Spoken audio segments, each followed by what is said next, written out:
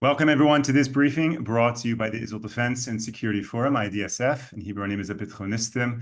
IDSF is a leading Israeli organization advocating for strong national security to defend Israel. It is a great privilege today to be joined by the founder and chairman of IDSF, Brigadier General Amir Avivi. General, thank you so much for joining today. My pleasure. It's definitely been a few days since you've been on the briefing, so maybe we can just start with the general war update. What do we need to know since the last time we spoke with you? Well, I think that for the last 2 weeks, the Minister of Defense has been saying again and again that we are shifting the center of gravity from the south to the north. Israel is understanding that we have a very defined period of time to do something in the north, because once winter comes, once there is fog, if we are not on the other side of the border, the ability of Hezbollah to storm the border undetected might be high, and also the ability of the Air Force to achieve maximum effect in Lebanon will be diminished. It's harder to operate in the winter. Not impossible, but harder. It's also harder to do an effective ground incursion in the winter. It's harder for the tanks, for the APCs. So we're in a moment where, on one hand, we have the administration trying to do everything possible to prevent from Israel to do something dramatic until the elections in the beginning of November. And on the other hand, Israel must operate in Lebanon before the winter. So it seems that, again, we are in a situation where we need to do something that is not aligned with the interests of the administration. And this requires leadership and decision-making. And we cannot wait. The terms have been set to shift this center of gravity from the south to the north. In the south, overall, we have created the terms for the destruction of Hamas, and now we have to deepen and do more, like taking control of the humanitarian aid. One of the things that the IDF wants to do is to push the remaining Gazan citizens from the northern part of Gaza. There are 200,000 of them that remained in the city, push them south to the humanitarian zone, and put a siege on all of the north, trying to bring all the terrorists in the northern part of Gaza to surrender without food and water. Something we could have done before. We didn't do it, but now maybe it will happen. I think that the IDF embraced the idea that we have been talking for a long time. And we are continuing to do work on Philadelphia. I had a chance to speak to one of the top commanders who is leading the work on Philadelphia to find the tunnels. Overall, more than 200 tunnels were found along the Philadelphia corridor. All these tunnels were dug for purpose of moving weapons from Egypt to Gaza. Not all these tunnels are active. We found a few that were big and crossed to Egypt, a few dozens. And combat engineers didn't really investigate them. They simply sealed them to prevent use of the tunnel. And they're still looking for tunnels. Just 2 days ago, they found another tunnel on Philadelphia. So this work is continuing. And of course, we have many more tunnels inside Rafah and in other areas which we haven't uncovered yet. This process is going to be very long, but we could do it faster if we leave the forces in Gaza. But we really need to shift the center of gravity to the north and start dealing seriously with Hezbollah. And when we talk about the possibility of a ground incursion into Lebanon, you cannot do a move like that without really full-scale war, meaning really attacking Hezbollah, all its capabilities in Lebanon, and trying to hit as much capabilities as possible to minimize their capability to shoot Israel. It's not going to be 100%, but we can do a lot and then rely also on defensive capabilities. We've seen this week a ballistic missile that was shot from Yemen after a long time that they were quiet following the Israeli attack on their port. So I think that they feel that Israel is not being decisive in what it wants to do, and they're checking us. And it's a defining moment for the army and the cabinet to take the decisions and do what's right for Israel. And what's right for Israel is to do a full-scale attack on Hezbollah. Thank you, General, for sharing all of that. And thank you, of course, to all of our viewers who send in their questions either now during the live Zoom or before or after to my email, to my WhatsApp. Everyone knows how to get in these questions. It really allows us to focus these briefings. General, you mentioned about the possibility of a siege in northern Gaza, and that would obviously be directed towards the terrorists. But I'm curious, how would the IDF ensure international law, so to speak, is not breached with whatever definition of civilians are there? Is that a concern about preserving civilian life in northern Gaza while setting a siege? At all times of the siege, if it will be done, civilians will be allowed to move south to the humanitarian zone where they can get food.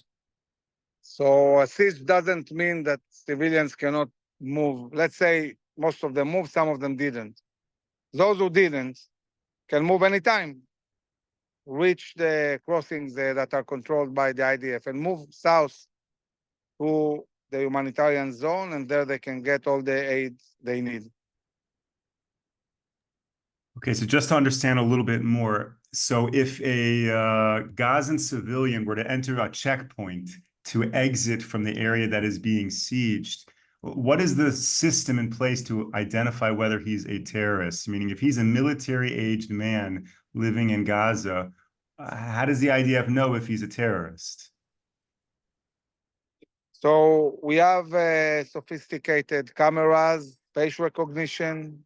We have a lot of data about the terrorists, who they are, their names, their IDs.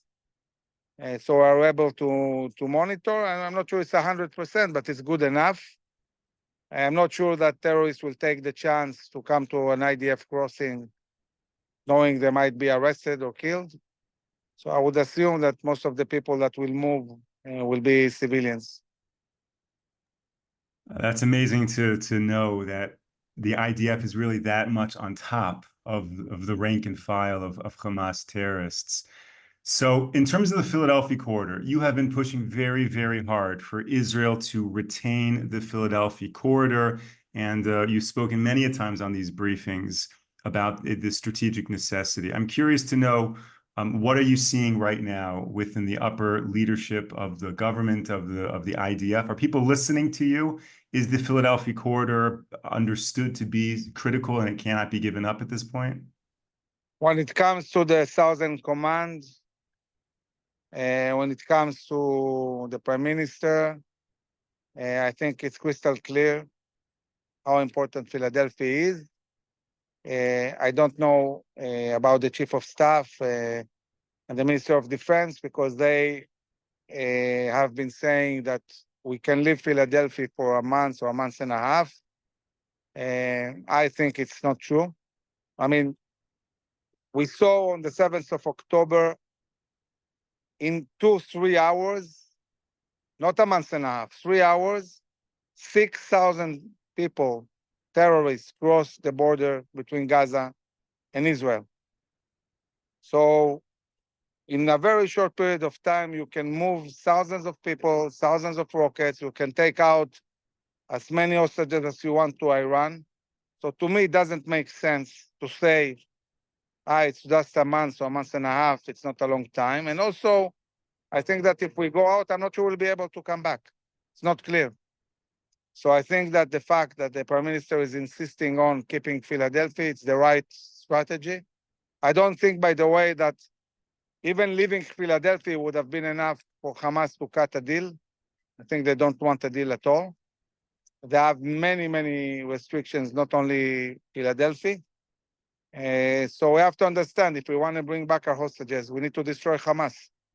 We're not going to get them back without destroying them.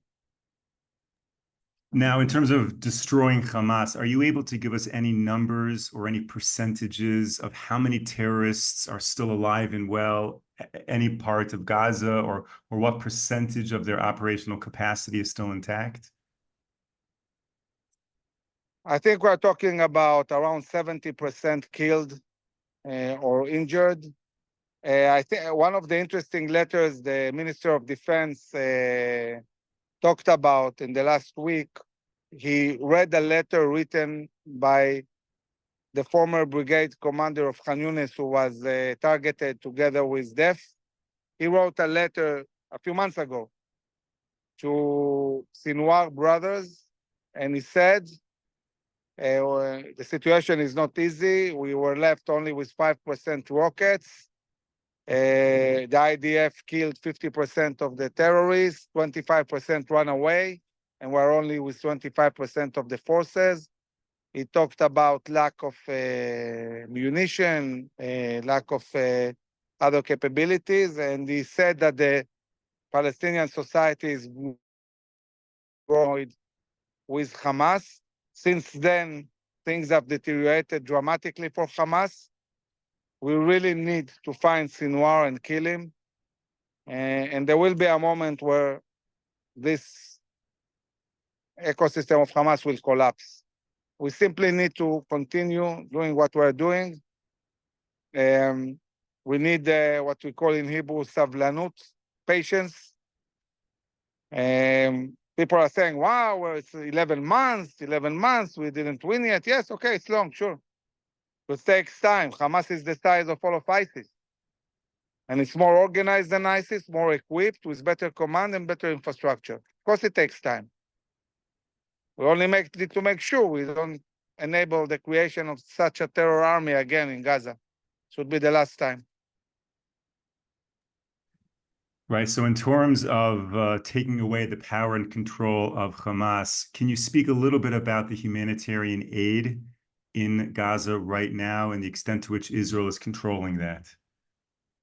It's a huge problem, and we have been talking about it for months, because we are bringing in a lot of humanitarian aid, simply sending it uncontrolled into Gaza. Then Hamas seizes this aid, controls it, makes sure that all their terrorists get the aid, and then they sell it to the society, and they control the society through the aid. It's stupid.